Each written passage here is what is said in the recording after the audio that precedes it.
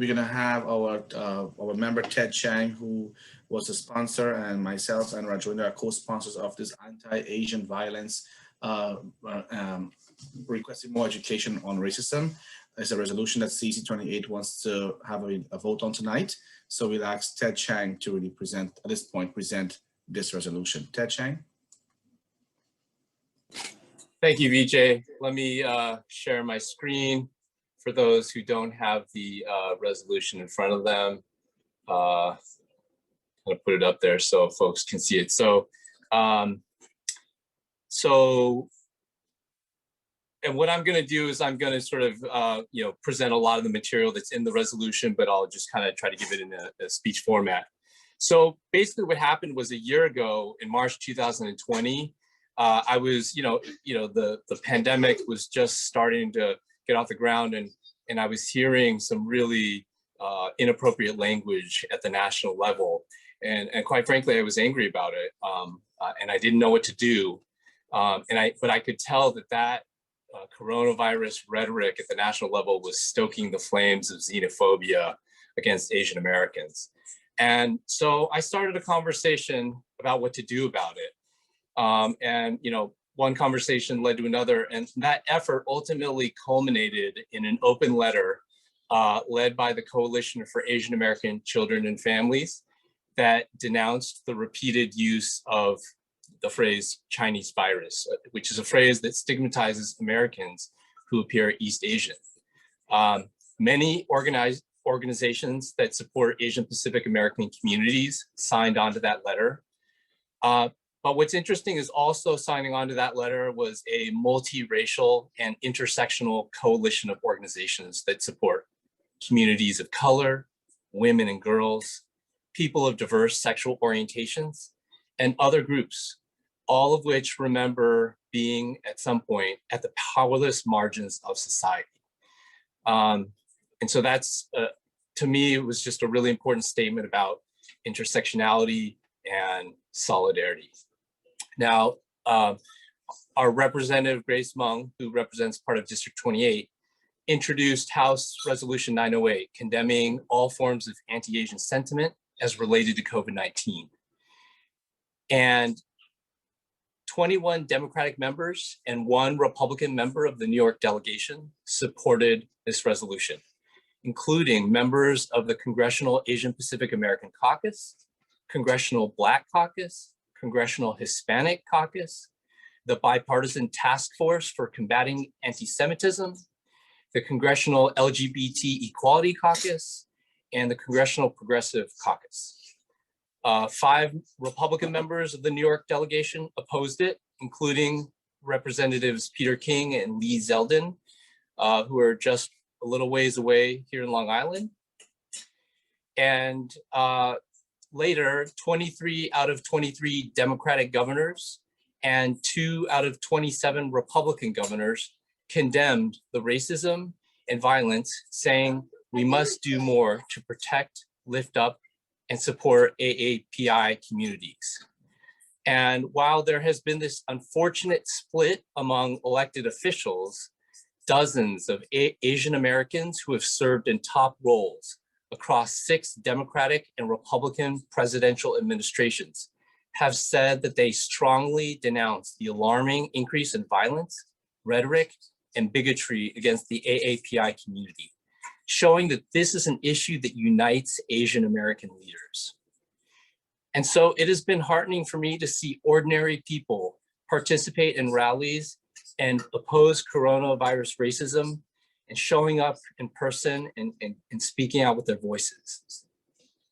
The education of children needs to be part of some sort of long-term solution to these really deep issues of racism in our society.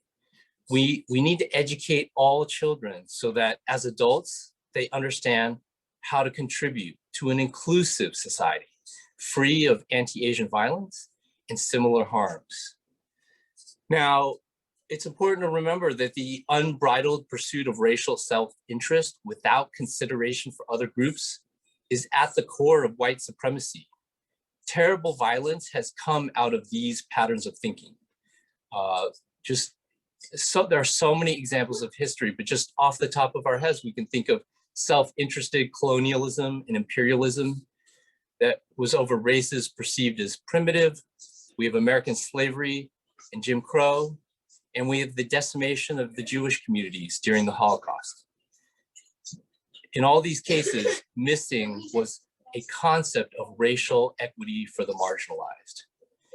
And so when we discuss our Asian American vulnerability, what we see here is our own situation here demonstrates how conditional and tenuous the position of any group in society can be.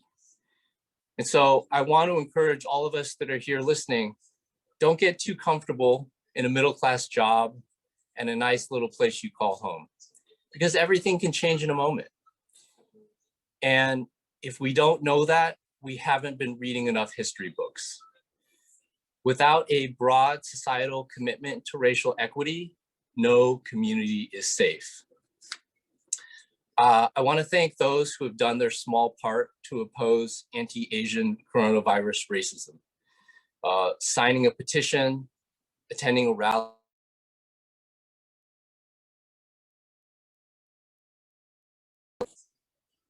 I spoke at a rally in Manhattan on Saturday. There was one in Forest Hills on Friday, and there have been many others like it. The audiences have been incredibly diverse and honor our long history of Black, Indigenous, Latinx, and Asian solidarity, together with support from Jewish and white allies. To fight racism, we must fight this together. We must show up for each other, and at one rally say, "Stop Asian hate." And then at the next rally say, "Black Lives Matter." Let's honor the original homelands of the Algonquin-speaking Native peoples who were nourished at Flushing Meadows and Beaver Pond before us.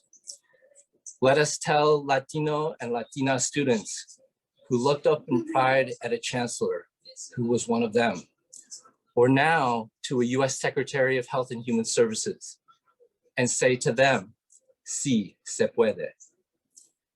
And in solidarity with our Jewish communities, let us say never again, and commit to learning history and its lessons, even when they are inconvenient. And to be honest, I don't know all the other different types of social justice calls and cries that are out there. We have so many different communities, just religious communities alone, Christian, Muslim, Hindu, Sikh, and Buddhist communities. There's just so many communities to name. We live in the most diverse borough of the city.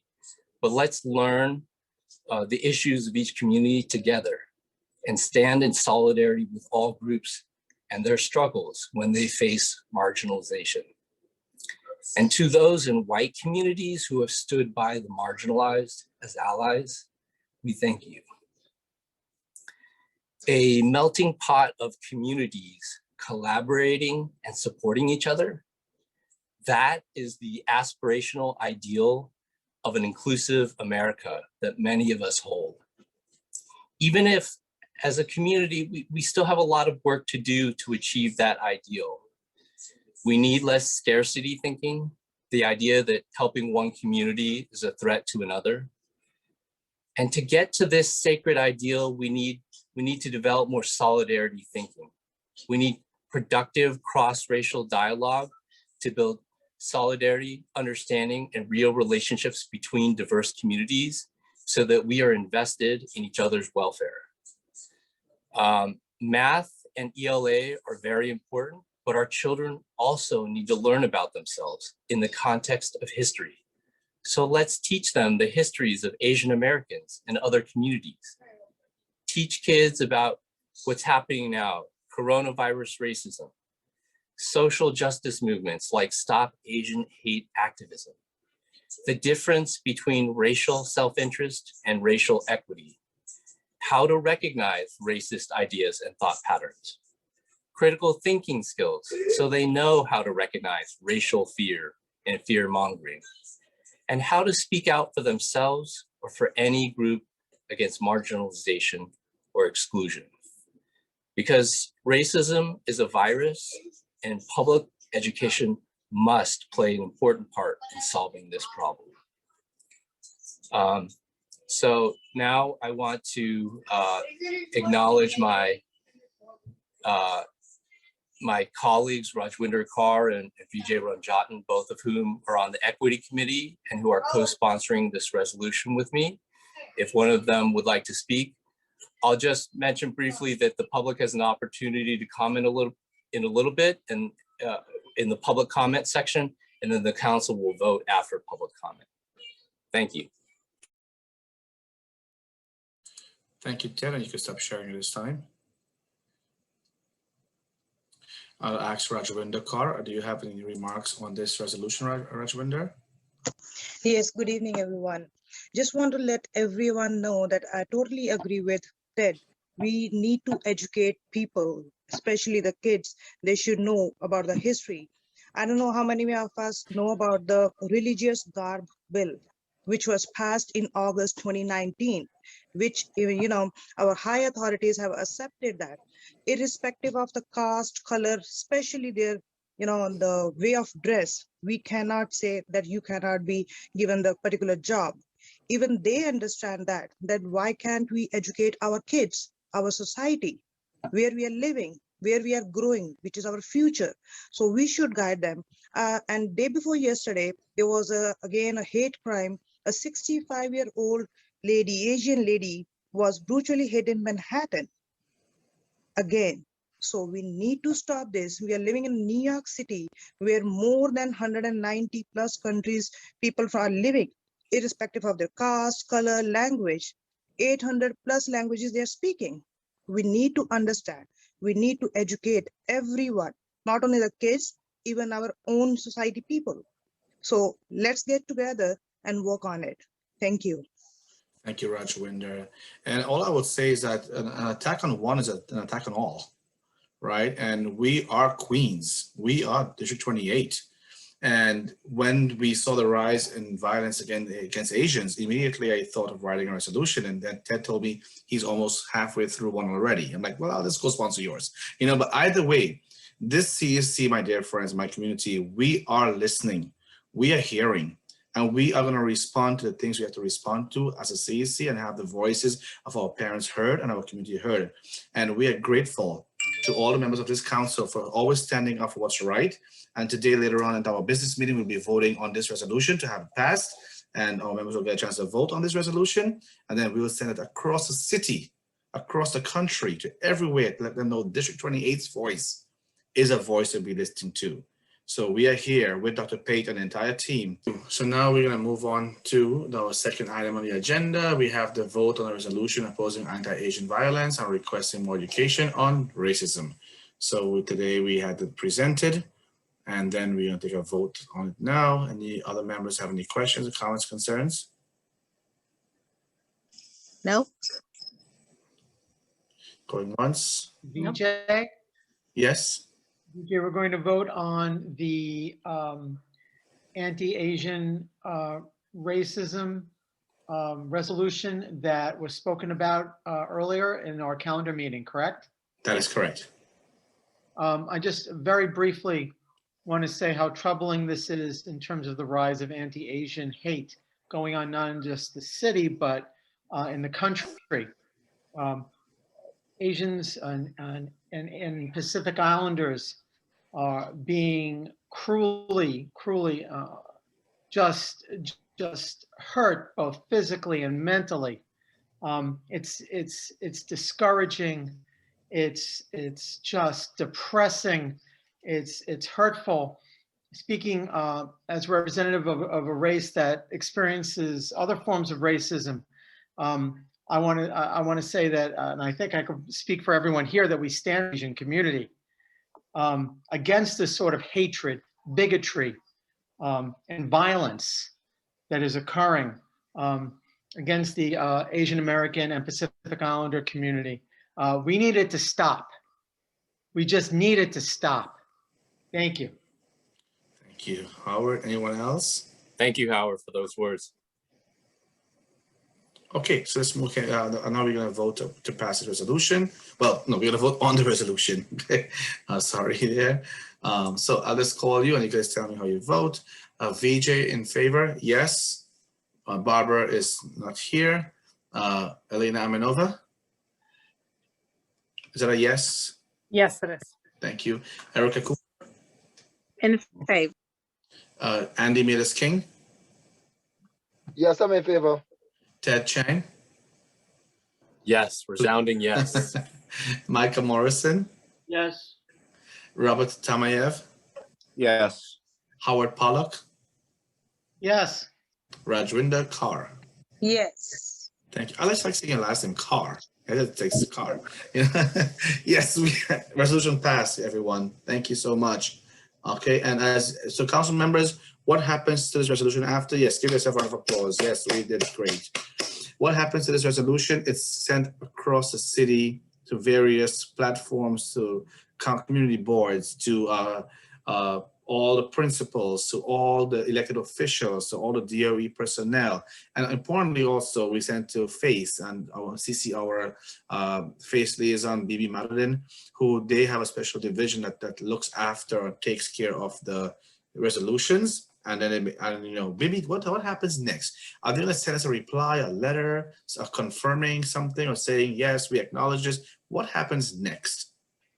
It depends on what the resolution is about. So some resolutions is just showing that the council take a stance, a position in a particular subject, as in this one that you have just adopted. And then there are others, as you have seen in the past, where you've sent resolutions on gifted and talented, and then you get a response from, Deputy Chancellor Wallach and his team, or another one where it was about the Diwali and the chancellor answered that at the town hall. So it all depends on what the resolution is and what the council wants from it. Thank you. How can we get this to all the newspapers? I want us to be like really across the platform, the Queen's Chronicle, the this, the that.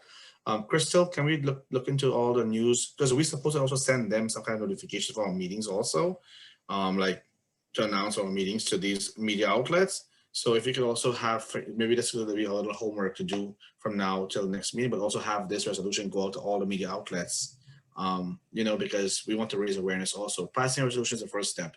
We did it. Great. Second step is to bring awareness and to really have this resound across the district on our CEC's position on racial crimes and Asian hate, etc. Thank you so much, everyone.